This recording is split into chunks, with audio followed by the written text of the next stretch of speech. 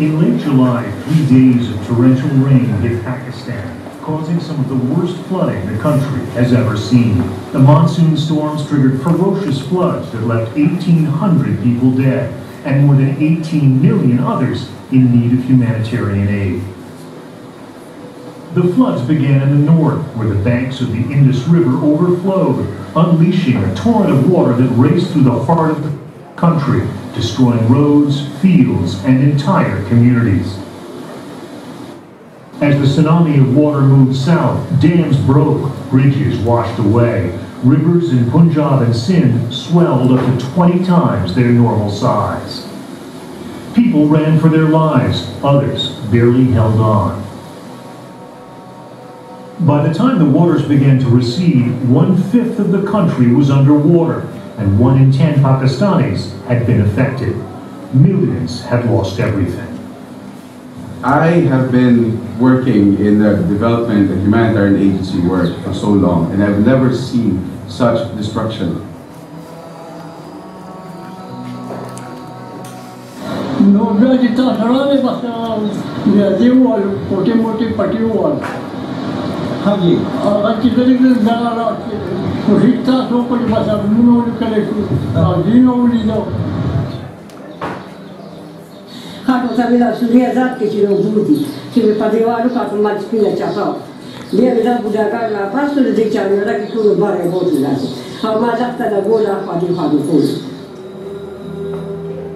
The government, the United Nations, and humanitarian organizations raced to the worst-hit areas.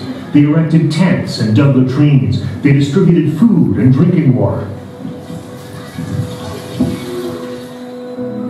I think the largest challenge for PHF members was to coordinate in terms of where we were going to work and who we were going to serve. The area that was affected, the area of the country that was affected was so large, up to 20 million people affected, that we really had to work very closely together to make sure that we were reaching as many as possible, but not duplicating our efforts. यानी कि बड़ा सा कोई pump वगैरह लड़के मिले तो पहले कोई खराब है जो हों लड़के मिले इंशाल्लाह ताला उनको सारी सेहत भी ठीक है और लड़के भी ठीक है. Since the floods, providing access to safe drinking water has been a top priority. PHF members have worked with communities to dig wells and install new water tanks. हमने पानी के बारे में बताया था, पानी को साफ करने के तरीके, पकाने को ठिकाने लगाने के तरीके, अपने घर की सफाई और उसकी जाती सफाई के बारे में बताया था. As some NGOs provide flood victims with health care and medicine at government-run hospitals, in the coming year, others will roll out mobile medical clinics to treat people in their villages. To restore livelihoods, NGOs are teaching survivors new skills. In Sindh, men are being trained to become plumbers and carpenters. In Punjab, these women have been taught to sew and given machines to make their own clothes. सारी काफ़ी मदद की थी वैसे अच्छी teacher भी थी सबको एक निकल कटाना भी दाना आना आज माशाल्लाह सब दरजाने बने बैठे सबको काफ़ी हद तक मकसद मर्दाना कपड़े सिखाने जनाना कपड़े सिखाने उन्हें साफ ना रोजगार भी बना सकते हैं सबको मुफ्त मशीन मिल गए सारा सामान मिल गए वैसे आपकी ज़िंदगी आसानी से गुजारती है. The NGO organized a Cash for Work program to help villagers rebuild their homes and their lives. जमा लगा मुझे जिकम पैसे न दे हम जा रहे हो सिलान लगा जमा दुकान बंद होता दौरा की वो ड्रेस जरूर मेरे पास भी आएगा आईआरसी जो क्लीन रहा ला विसर हुए अपना मुझे पैसे रख दे रहा है ना को मुझे पैसे नहीं रखने तुम दुकान हुआ मुझे चले जाओ उन्हें ज़्यादा मुझे पैसे जो मुझे दुकान को लौटे वापस पकड़ को लगी. Adults weren't the only ones affected by the floods.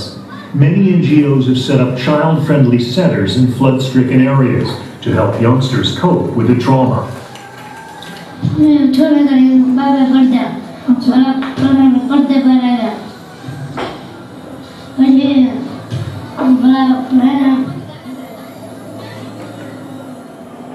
The relief phase is moving to recovery, and there is still much to be done, many gaps to be filled.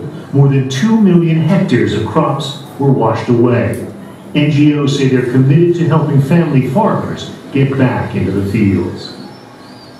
The fact that agriculture is the mainstay for many people, getting seeds and tools out to them would be a primary role that we will have over the coming months.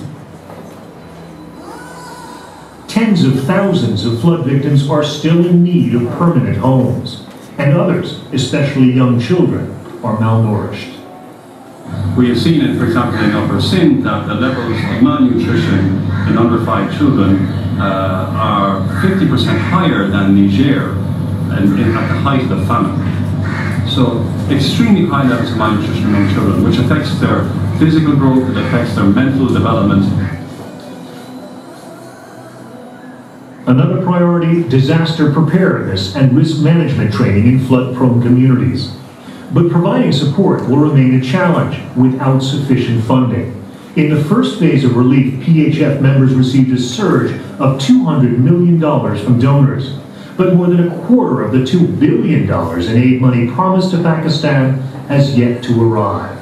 Now, a year after the disaster, the members of the Pakistan Humanitarian Forum remain as fully committed today as they were in 2010 to supporting those who remain in need.